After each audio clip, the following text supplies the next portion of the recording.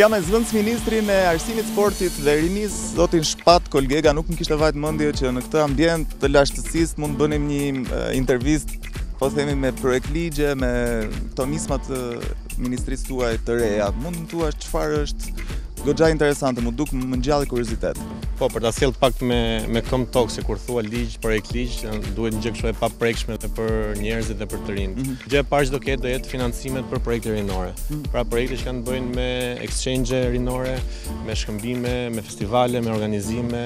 Si ja kanë bërë deri sot këta të Deri sot ka disa organizime, ka disa qendra rinore, por nuk është organizuar, le të themi, në mënyrë të mirë fillt, pra që të mbështetet nga shteti dhe të njihet nga shteti në mënyrë të mirë fillt. Kështu që kjo gjë sjell strukturat organizuara, sjell infrastrukturë dhe sjell dhe buxhet për këta të rinj. Një pjesë tjetër që është shumë interesante ka të bëjë me mbështetjen e talenteve të reja dhe të rinjve që kanë talente ndryshme, por që janë, le të themi, në shkollë, por nuk kanë mundësi që të zhvillojnë talentin e vet. Kështu që ne do i mbështesim nëpërmjet bursave, nëpërmjet një financimi apo nëpërmjet kurseve falas që këta zhvillojnë më tej atë aftësi që kanë. Një gjë tjetër që është akoma dhe më e nevojshme sot në Shqipëri ka të bëjë me infrastrukturën, me qendrat rinore. Dhe nëpërmjet mekanizmit të financimit të projekteve rinore, ne do kemi mundësinë që në çdo bashki të ngrihen qendra rinore dhe minimalisht çdo bashki në Shqipëri të ketë një qendër rinore ku të rinjt të shkojnë aty, ta përdorin për aktivitete, ta përdorin për të organizuar, apo qoftë për studiuar, apo për organizime më ndryshme, dhe do kenë mundësinë që më pas të aplikojnë dhe të fitojnë pra projekte në mënyrë që të realizojnë idetë që ata kanë për qytetin e vet apo për një aktivitet kulturor që mund të kenë në qytetin e tyre. Mundohemi që papunësinë, le të themi, ta luftojmë nëpërmjet orientimit. Do besoj që një nga arsyet që ne kemi edhe papunësi të rinjve sot ka të bëjë me faktin e orientimit, sepse ka të rinj që janë orientuar keq, kanë mbaruar një shkollë lart, kanë bërë dhe master madje dhe në fund fare nuk e gjejnë veten as në atë profesion, pas në tregun e punës. Kështu që për mendimin tim është shumë i rëndësishëm të orientojmë siç duhet dhe kjo do ta ulë, le të themi, në një farë mënyrë atë nivel papunësie që kemi tek të rinjt.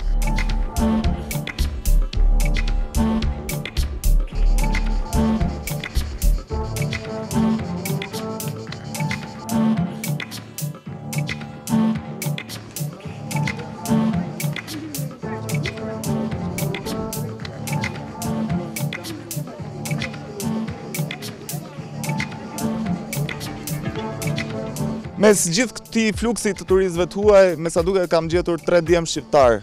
Jeni bashk? Keni ardhur për vizitë? Për vizitë në Butrintit. Si ju duket? Po mirë. Jeni të zonës këtu? Jo, jemi nga Korça. Jemi turistë, kemi ardhur për 1-2 ditë. S'ke bërë plazh këtë vit fare? Jo, tani disa erdha. Një nism, një projektligj për rinin, për t'i dhënë atyre më akses, ligjshmëri në të gjithë aktivitetin e tyre, ato që duan rinia.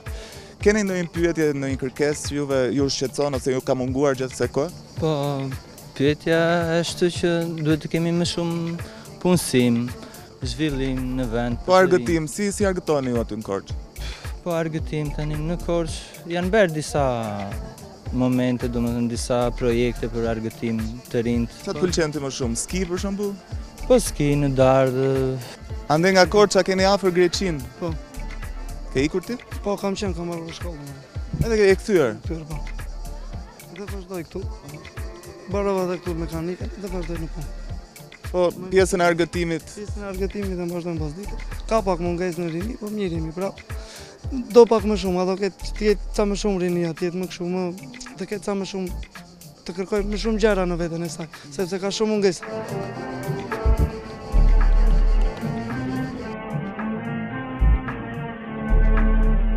Shpati duket sikur reagimi i përgjithshëm, perceptimit paktën, është sikur të rinjt duan të largohen nga Shqipëria, sikur nuk gjejnë ndonjë të ardhmet. Edhe ato djem nga Korça këtë më lan të kuptoj. Në radhë parë, ajo që do thoja unë është që ky është një ligj që t'i mbajmë të rinjt këtu, pra është një ligj që t'i ndihmojmë këta të rinj të kenë një jetë më të zhvilluar në Shqipëri, të kenë më shumë aktivitete, më shumë projekte, më shumë financime, më shumë infrastrukturë. Konkretisht në Dardë për shembull parashikohet apo si do funksionojë? Është shumë e thjeshtë. Për shembull në Korçë ne kemi qendër rinore dhe do kemi mundësinë që nëpërmjet këtij ligji të rinjtë që janë korç apo ndardh apo që mund grupohen qoftë formalisht, qoftë jo formalisht nëpërmjet një organizate, mund të aplikojnë për financime, për fonde që të zhvillojnë projekte atje në korç, pra të bëjnë një shkëmbim rinor apo të bëjnë një udhëtim apo të bëjnë një festival. Pra mund gjendet shumë mënyra nëpërmjet financimeve që ne do japim. Je zëvendësministri më i ri në moshë. Ke kontakte, sidomos edhe për përfaqësimin ose përfshirjen tënde në fresh me të rinjt. Cilat janë shqetësimet apo hallet që të shprehin më së shumti, ato që duan ata? Për sa i takon, me sa kuptoj, ka lidhje më tepër me argëtimin ky projektligj, me se si të mbushin kohën, se si të gjejnë atë sportin e munguar, se si të gjejnë aktivitetet e tyre të preferuara. Unë vi vetë nga një qytet i vogël si Rogozhina dhe kuptoj shumë mirë se çfarë do të thotë të jesh një njerëz që jeton në një qytet të tillë dhe nuk ke mundësi të zhvillosh asnjë aktivitet apo të kesh hapësira për të organizuar apo për të patur një farë qenë çudia më e madhe që ke bërë ti kur ke qenë i ri në Rogozhinë? Me sa di edhe gjimnazin ke bërë atje? Edhe gjimnazin kam bërë atje. Çudia më e madhe ka qenë që e quaj si gjë të veçantë. Themi aty ishte çudi për shkak se ne donim të organizonim shfaqje në vit 3 dhe në vit 4, pra të bënim këto shfaqjet që bëheshin zakonisht, aty nuk ndodhnin dhe mësuesit ishin në farë mënyrë hezitues dhe ne morëm vetë iniciativën dhe kur vajtëm tek drejtori i qendrës kulturore i thamë ne duhen ca bileta sepse ne do bëjmë shfaqjen dhe na pak tha, shiko tha se e di unë si përfundojmë këto punë, tha keni një 50 bileta këtu, tha po i shitët këto. Hajtin dhe unë prapa tha se do ja punë dhe morëm biletat, nuk u shitën deri ditën e fundit dhe mbasi ne kishim shpërndarë të gjithë informacionin, lajmin me fletpalosje në për shtylla, në për dyqane. Ditën e fundit, çuditërisht, vjen një fluks shumë i madh dhe ne kishim vetëm 50 bileta.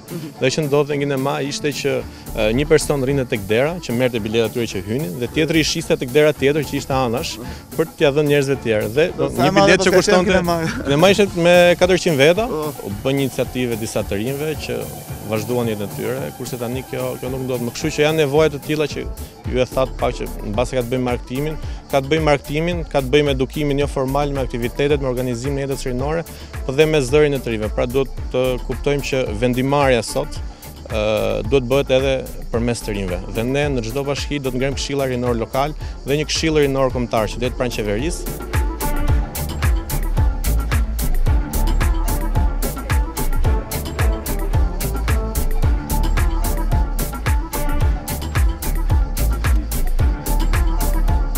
Kemi përfunduar këtë vizitë në Butrintit pak e veçantë, një rrugë dy punë.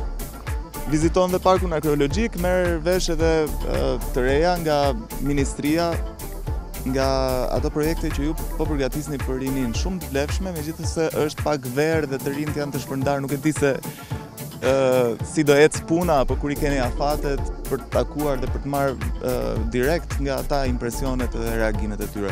Në fakt shtator do fillojmë një tur konsultimesh në gjithë Shqipërinë, do të jemi në 12 qarqet e Shqipërisë për ta konsultuar këtë projektligj, le të themi me të rinjt në radhë parë direkt me ata, pastaj institucionet vendore, pra që është bashkia dhe kuptohet dhe me organizata rinore apo shoqërinë civile që punojnë në për Shqipëri. Kështu që do jetë një tur i gjatë në shtator dhe në tetor dhe pastaj përgatitja e draftit do të përfundojë rreth muajit nëntor, në mënyrë që ne të kemi mundësi dhe ta dërgojmë për miratim dhe në kuvend dhe në pas parlament. Pastaj aplikimi o zbatimi si? Shpresojmë që me vitin e ri dhe me buxhetin e ri të qeverisë të fillojë dhe implementimi i ligjit, pra të kemi përfunduar gjithë aktet ligjore në ligjore brenda vitit 2018 dhe në pas vitin tjetër të fillojë implementimi i këtij ligji, kuptohet me gjithë këto risi që unë thash dhe besoj që do të jetë një vit shumë sfidues sepse është një gjë ta bësh ligjin dhe është një gjë që ta implementosh. Ajo që ne po bëjmë dhe unë po mundohem nëpërmjet këtij turi dhe këtij organizimi që ne të marrim ato që duhet, të bëjmë ato që duhet për të rinjt shqiptar. Kam shpresë shumë të madhe që të jetë një bazë e mirë dhe nuk po them që këtu do zgjidhen gjithë problemet e rinisë shqiptare apo të Shqipërisë, por do jetë një bazë shumë e mirë për të filluar një proces tjetër, aktivitetesh dhe jetë rinore në gjithë Shqipërinë. Okej, falenderoj shumë që ishe me ne dhe ndave këto minuta me Edicionin Veror. Faleminderit. Okej.